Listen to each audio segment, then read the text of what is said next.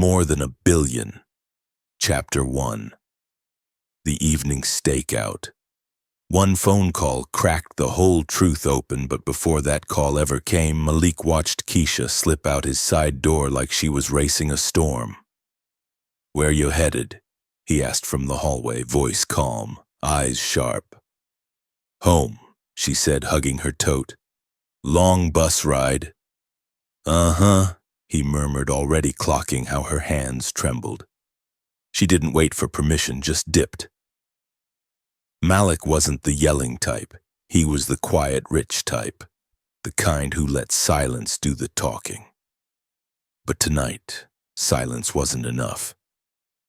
He took the private elevator down, slid into his SUV, and rolled into the Atlanta dusk, that peach-colored sky that made even traffic look holy. He kept 2 cars back, low-key, like a cousin who knew better than to pop up uninvited at the cookout. Keisha moved fast, hopping a bus like she'd practiced the route 100 times. She stood there swaying with the bumps, clutching that tote like it held her whole life. Malik watched through the windshield and felt something he didn't like, jealousy maybe, or just pride acting like it owned the facts. Rich men hate mysteries. He had the money to buy answers, but he wanted the truth earned, not delivered. The bus rattled past murals and corner stores where folks called each other baby like it was a prayer. Keisha's phone lit her face. "I'm coming," she whispered. "Tell Miss Cora not to worry." Her voice softened on that name, and something in Malik's chest pinched in a way money never fixed. He tailed her into a neighborhood where streetlights blinked like tired eyelids, then watched her step into a small brick building with a hand-painted sign and a door that didn't know if it wanted to stay open. He parked across the street, killed the engine, and stared through the window. Inside, Keisha moved like the boss of gentle chaos, stacking folding chairs, rolling out a whiteboard that had seen better decades, greeting folks as they shuffled in. Grandmas with pill organizers, teens in hoodies, an uncle with a cane, and the kind of smile that told you he used to dance better than you ever would. "We starting on time tonight," Keisha said, clapping once. "Phone's away unless your mama calling, and if your mama calling, put me on speaker so I can say hey." Laughter rolled across the room, and to his own surprise, Malik smiled too. The lesson was simple and real, reading bus schedules, filling out clinic forms, leaving a voicemail without panicking. Keisha's voice was patient, playful. She didn't make anybody feel slow. She made try again sound like a fist bump. "Miss Cora," she said to a tiny woman in a floral hat, "you get the chair with the cushion. We're saving your knees for Sunday." "Girl, hush," Miss Cora laughed, already sitting. For a minute, Malik forgot why he came. The room felt like church without the pews. Then Keisha's phone buzzed. She stepped into the hallway and Malik cracked his window, not proud, just curious in that rich man way that thinks curiosity is a business expense. "We got another shut-off notice," a tired, brave voice said. "Lights go dark Monday if we don't make a payment." Keisha answered too quick. "I'll fix it," she said. "I promise. Don't tell the elders. They've been through enough." Her hands shook, but her voice didn't.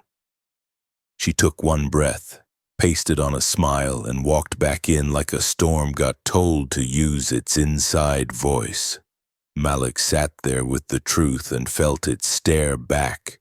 She wasn't sneaking out to play him. She was sneaking out to carry people who couldn't carry themselves. Pride tried to argue, but a quiet kind of wisdom, grandmother wisdom, tapped his shoulder. A full pocket means nothing if your neighbor's hungry. He thought about Keisha straightening a boy's hoodie before he read aloud, joking, "If you can order wings, you can fill this form, baby." The whole room answered with courage. He reached for the ignition, then stopped, choosing patience over power for once. Inside, Keisha closed the class with a small ritual. Everyone left a voicemail to themselves. "You got this." It sounded silly until it didn't. Malik felt the words drum against his ribs like a promise he hadn't made yet. He didn't know what came next. He just knew the story had already chosen him, and somewhere under all that money his heart said, "For real, don't mess this up." Chapter 2. Uncovered Truths. They said pride walked loud, but wisdom whispered. That night, wisdom spoke like a porch light clicking on at dusk, and Malik finally paid attention. He drove home with the city still buzzing under his tires, but his mind stayed in that little brick building where strangers called each other family, and Keisha moved like a quiet storm that chose to bless instead of break. In the penthouse, glass and steel threw his reflection back at him, too clean, too empty. He tossed his keys in a bowl that cost more than most people's rent and felt silly about it. He opened his laptop, typed fast, and fell into a rabbit hole of posts and flyers for the Riverside Learning Room. Photos were grainy, smiles were not. In one picture, Miss Cora held a certificate with both hands like it might fly away. In another, a boy in a hoodie stood taller than his grade level because Keisha was clapping for him like Sunday choir. Malik read comments people left like breadcrumbs. "They helped me fill out my clinic form. First job interview in years. Keisha got patience like water. She wears down stone." He felt heat crawl up his neck. He had tailed a woman who was out here fixing holes the city forgot. Money gave him a great view, sure, but somehow he'd been looking down instead of across. That's the trick of a high floor, easy to miss ground truth. He kept scrolling until a post hit different. "Power company notice, we need help." The photo showed a pink slip taped to a door that looked tired of being knocked on. His chest tightened, pride trying to act tough, but guilt walked in like it owned the lease. He got up, grabbed bottled water, then put it back, because water didn't solve this. He paced the kitchen while the fridge hummed like a choir alto. Somewhere in the building, a neighbor laughed, and it sounded like the life he pretended not to want. He pulled up a budget sheet on the center's site. Old numbers but loud facts. Rent overdue, supplies low, volunteers steady, money not. He pictured Keisha's hands shaking in the hallway, then steady again in front of her people. He thought about that tote bag she held like a shield. It wasn't just cleaner stuff, it was proof. Markers, notebooks, snacks, mercy packed to go. He called his assistant Jalen and let it ring once before hanging up. This wasn't a problem to fix with cold emails and warm signatures. Not yet. He needed to sit with it. Sit in the kind of silence that stretched you instead of shrinking you. Outside the window, the city blinked. Down there, folks hustled on corners and held each other up with the soft strength of everyday things. Up here, Malik could hear his own heart saying, "Step right or don't step at all." He opened a drawer and pulled out an old shoebox, the one from before the money got loud. Inside were notes from his grandmother. Little scraps of paper with proverbs and grocery lists, sometimes both on the same line. One read, "If your pocket's full and your table's empty, you still hungry." He chuckled because that was her all day, sneaking wisdom into the snacks. Another read, "A lantern don't brag, it just burns." He held that one longer. Keisha was a lantern. He closed the box and stood at the window until the skyline turned from silver to ink. He remembered the way Keisha teased Miss Cora about the cushion, how she made failing feel like a practice run, not a life sentence. He had doubted that woman. He had looked at her uniform and missed her mission. The truth wasn't hiding. Pride had just been standing in front of it. His phone buzzed with a calendar alert about some gala he no longer cared about. He swiped it away like a fly. He wasn't in the mood to smile for cameras while he held his breath for someone else's light bill. He shut the laptop, then opened it again because hiding never fixed anything. He bookmarked the center's page, wrote down a few names, and whispered Miss Cora like a prayer without meaning to. By midnight, he felt lighter and heavier at the same time. Lighter because the truth cleared the fog. Heavier because truth came with homework. He had followed Keisha like a detective and found a mirror instead. The conflict wasn't her versus him. It was pride versus humility, distance versus community, glitter versus glow. And every choice he made from here would say who he really was when nobody clapped. He turned off the lights and let the city's glow do the rest. In the dark glass, he saw a man who could be better by morning if he chose to be. The night answered like a deacon with a low amen. Lesson felt simple enough to write on a scrap of paper and tuck into that shoebox. A closed fist can't hold a blessing, and a high window can't see a neighbor. When a lantern shows you the room, don't ask why it shines. Ask how you can keep the oil filled. Chapter 3. Guilt, Discovery, and a Gift. They said a closed mouth didn't get fed, but a closed heart didn't heal either.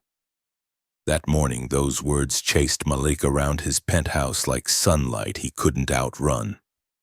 Sleep had been thin, coffee didn't help, and the city looked different through the glass. Like it was asking him to step down and act right. He scrolled the center's page again, memorized faces he didn't know, and felt that pinch of guilt settle into a steady drum. Pride tried to make a joke, but wisdom side-eyed it quiet. He went through numbers like a man counting the cost of a new name. Power bill past due, rent not far behind, supplies barely hanging on. For a second, he did the rich man math. Write one big check, feel good, post a photo. Then he remembered the way Keisha guarded dignity like it was the last slice of sweet potato pie. If he turned their struggle into his spotlight, he'd miss the lesson and break the lantern. Anonymous wasn't just strategy. It was respect.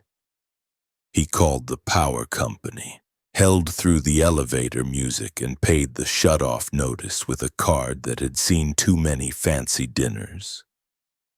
Hearing accounts settled felt better than any toast he'd raised in a ballroom.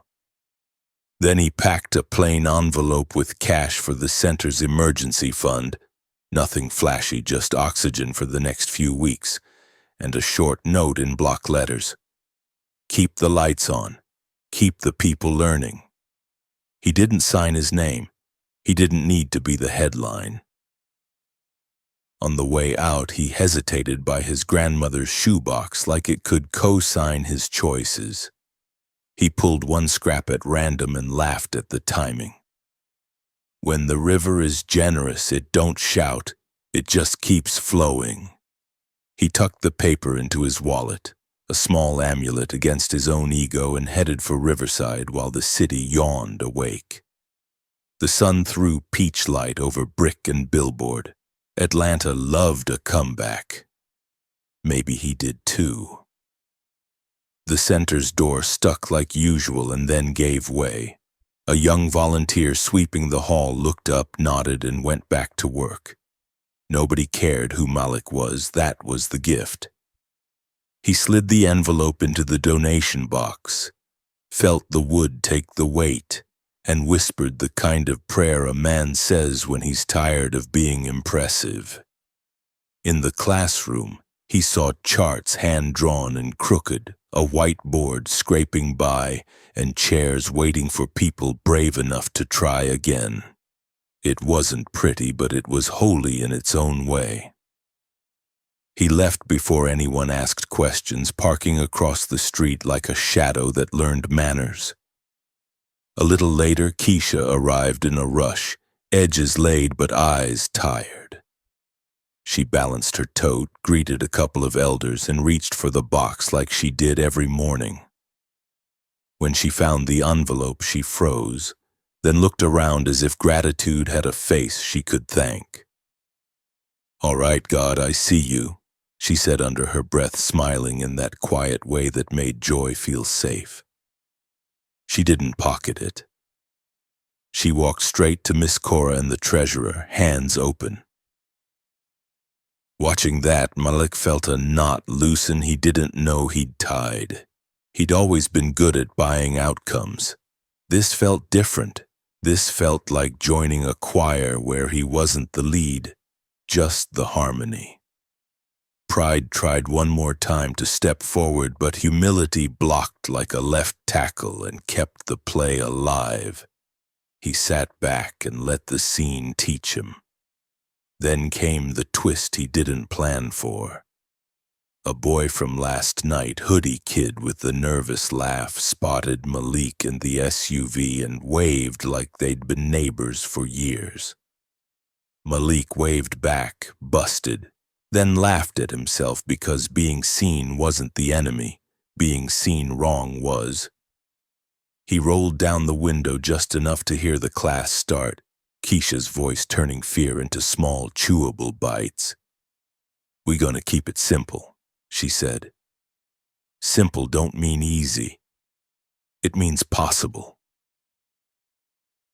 By noon, the power company called the center to confirm payment, and cheers spilled into the hallway like a choir finding the right key.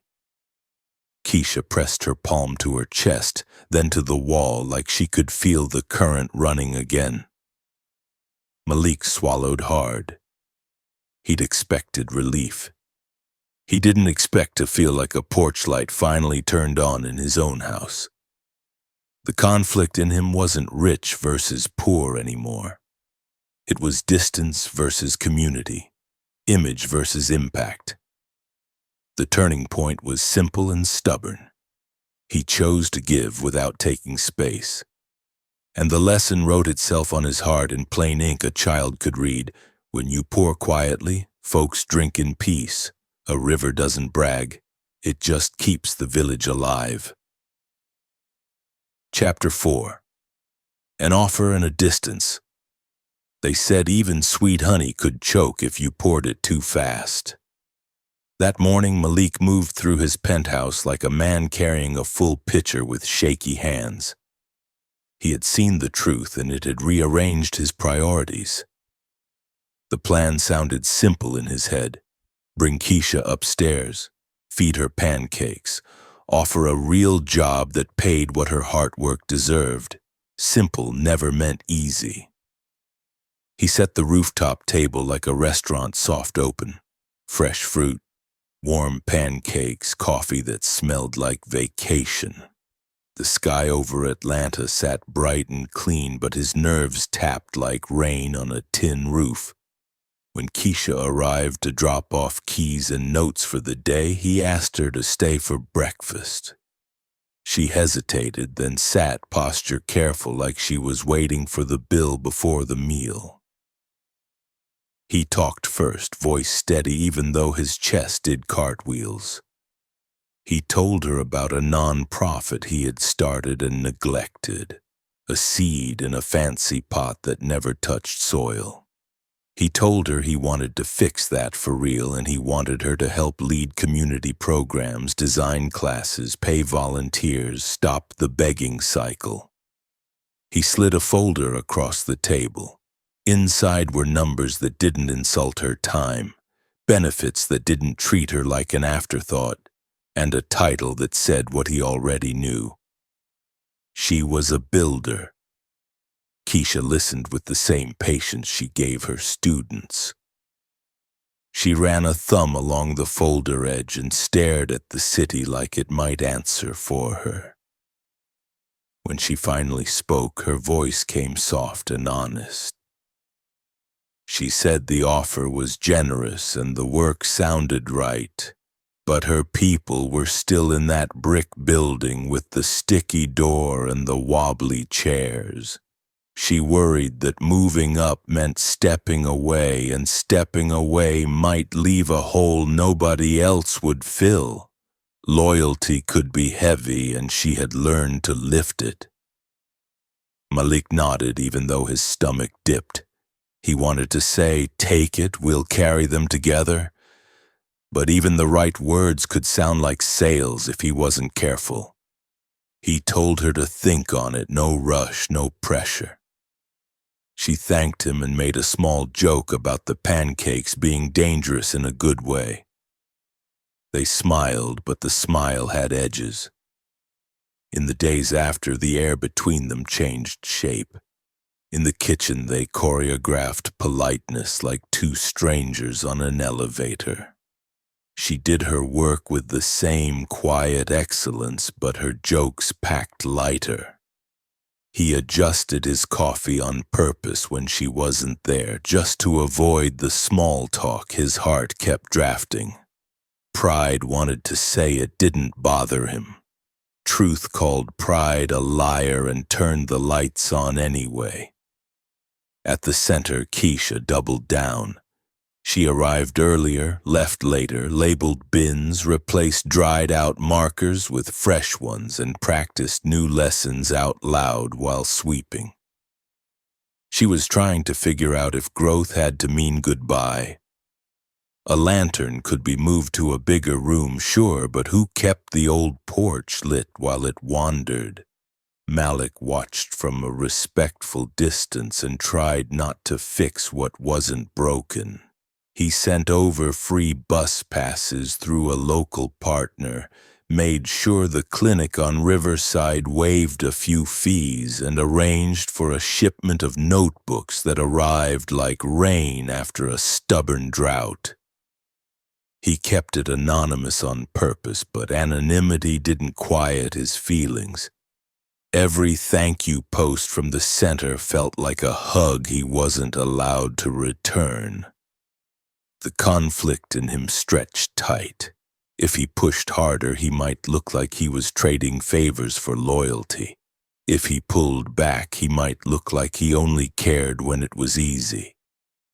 He found himself praying like a man who didn't usually pray, asking for clean motives and a slower tongue. He remembered his grandmother's line, measure twice, speak once, and stitched his mouth shut with patience. Keisha wrestled too. Her body moved through the day like she had it handled, but her mind spun circles. She thought about the elders who trusted her to be there, the teens who watched her to see if trying was still cool, and the bills that didn't care about nobility. The folder lived under her pillow for 2 nights, humming like a radio she couldn't turn off. Ambition wasn't the enemy, she knew that. But ambition without community felt like a kite without a string. Pretty for a second, then gone with the wind. By week's end, the distance between them had its own sound. In the hallway, footsteps met and paused, then kept going. In the morning, thank yous got shorter. At night, the penthouse felt bigger than usual, and big houses love to echo your doubts back to you. Malik stood at the window and understood a new kind of powerless. Money could buy microphones, but not the right to speak for someone else's calling. The turning point wasn't loud. It arrived like a soft knock. Malik left the folder on the counter with a sticky note that read, No timeline, no pressure, only respect. Keisha read it and let out a breath she didn't know she held. She wiped the counter the way she always did, precise and calm, and the cloth squeaked like a small amen. The lesson that settled over both of them was plain as daylight. Love, for work, for people, maybe even for each other, couldn't be rushed or purchased. A river moved at the speed of its banks. A lantern burned on its own clock. And if a gift came with strings, it wasn't a gift, just a pretty leash. In that quiet, they both chose patience over pride, and the space between them became a classroom where humility did the teaching. Chapter 5: Reconnection and Shared Purpose. They said storms didn't ask for permission, they just showed you where your roof leaked. That Saturday, Atlanta pulled the sky down by the handful. Rain hit the sidewalks like a drum line, and the Riverside Center shook with every thunder roll. Keisha stood under the flickering lights, counting umbrellas like they were blessings that didn't quite stretch far enough. Malik pulled up slow with his hazards on, trunk packed with laptops and a big bakery box sweating sugar. He wasn't trying to stunt. He was trying to show up. He took a breath, grabbed the box, and walked in like a man who had finally learned to knock before entering somebody's story. Keisha saw him and froze for half a second. The room waited. He kept his voice easy. "Peace offering," he said, lifting the box. "Cinnamon rolls. Don't let Miss Cora fight me for the corner piece." Miss Cora, not missing a beat, hollered from the back, "Baby, I'm always ready." Laughter softened the air like the rain decided to play nice. He set down the gear and spoke low so it landed right. "I pushed too fast," he said. "I made an offer with strings only I could see. My bad. I want to help without moving you out your own house. If you'll have me, I'd rather partner than hire." Keisha breathed out slow. She wasn't quick with forgiveness, but she was generous with second chances. "Partnership means shared power," she said. "No photo ops, no savior cape." He nodded. "No cape, just work." Thunder answered like a yes. Then the power blinked and went out, because stories love a test. The room went dark and a few folks gasped. Phones lit like fireflies. Keisha didn't panic. "Everybody chill," she said. "We've practiced this." She moved through shadows like a lantern, directing chairs to the windows, cracking the door for light, handing out paper packets she'd made weeks ago for rainy day drills. Preparation looked a lot like love. Malik hustled to his car and dragged in a small backup generator he kept for just in case. He didn't announce it. He just set it up behind the building, checked with the treasurer, and nodded to the volunteer with the tool belt. 10 minutes later, the fans hummed low and a soft bulb glowed. Nobody clapped because the lesson was bigger than applause. The room simply slid back into learning, like a river returning to its path. At break, Malik finally said the hard thing. "I followed you that first night," he admitted. "I didn't trust what I didn't understand. I'm sorry." The words cost him, and he paid. Keisha studied his face like a map. "You were wrong," she said, not unkind. "But you came back right." A beat passed between them, something quiet and bright. Miss Cora cut the moment with a grin. "Now, if y'all done confessing, I need one of them cinnamon roll edges before Deacon Harold sins again." Class rolled on. Teens practiced voicemail scripts without mumbling. Seniors traced words with steady fingers. Keisha coached with that same soft push, making courage feel normal. Malik stayed in the corner, swapping broken mice for working ones, whispering encouragement to anyone who looked nervous. He didn't need to be seen. He needed to be useful. When the lesson ended, rain finally let up. Keisha gathered everyone for a quick circle, a thing she did when the day tried to boss people around. "We're not the storm," she said, "we're the house that stands through it, one brick at a time." Simple words, strong bones. She asked folks to name one thing they learned. How to ask for help, a teenager said, surprising herself. How to receive it, Malik thought, surprising himself too. As the crowd thinned, Keisha and Malik stacked chairs in easy rhythm. He slid a manifesto-sized plan across the table, but this time it was short on buzzwords and long on basics. Repair fund, paid stipends, clinic nights, free bus passes, clear decision rules with community votes. She added notes in the margins without apology. He smiled like a student who liked the red pen. Pride stepped out. Partnership stepped in. Before he left, Malik turned to the window where the street was still shiny with leftover storm. "You know," he said half to himself, "riches ain't loud. Riches are steady." Keisha tied a knot in the trash bag and nodded.